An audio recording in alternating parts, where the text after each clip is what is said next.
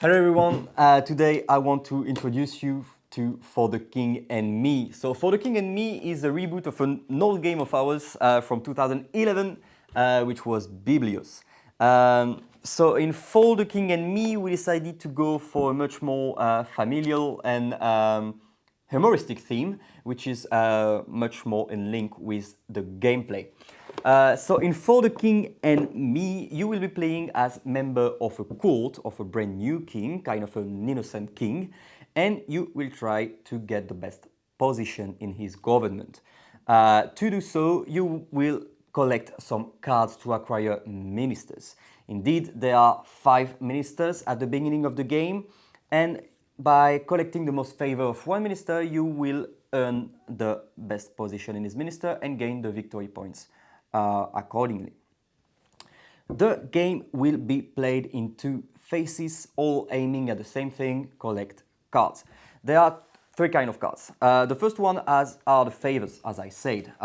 As simply as it is, at the end of the game, the one that collected the most favor of a color gets the prime position of a minister. The other kind can be the coins. They will be useful for a later phase that I will explain. And finally, the king cards. The king cards are all, what is funny in the game is that you can lower or higher the value of the ministers depending on what your opponents are racing for, or depending on what you are racing for. So for example, here, the food minister, if you become first, you will be the pillar in chief, something very potato-oriented. But if you lower it, it can be even worse. You could be, for example, the fueler of the hearth.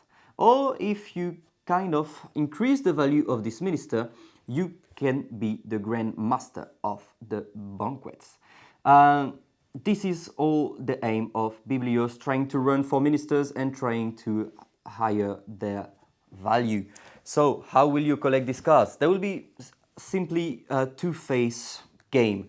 The first phase will be kind of a preparation phase where you will draft some cards. You will draft them by taking some of them and giving them to other players too. So that's the first phase. Everybody collects its hand and we make an auction pile, which is meant for the second phase.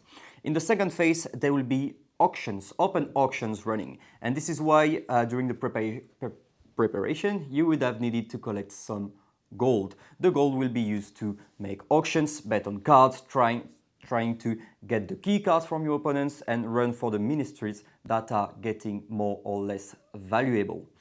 At the end of the game, we simply count who has majority on which ministers, and we gather the titles accordingly. So here, for example, I can say that this player is major in blue, so he will take the title of King's Door Opener. So you are the one that opens the door of the king, why not?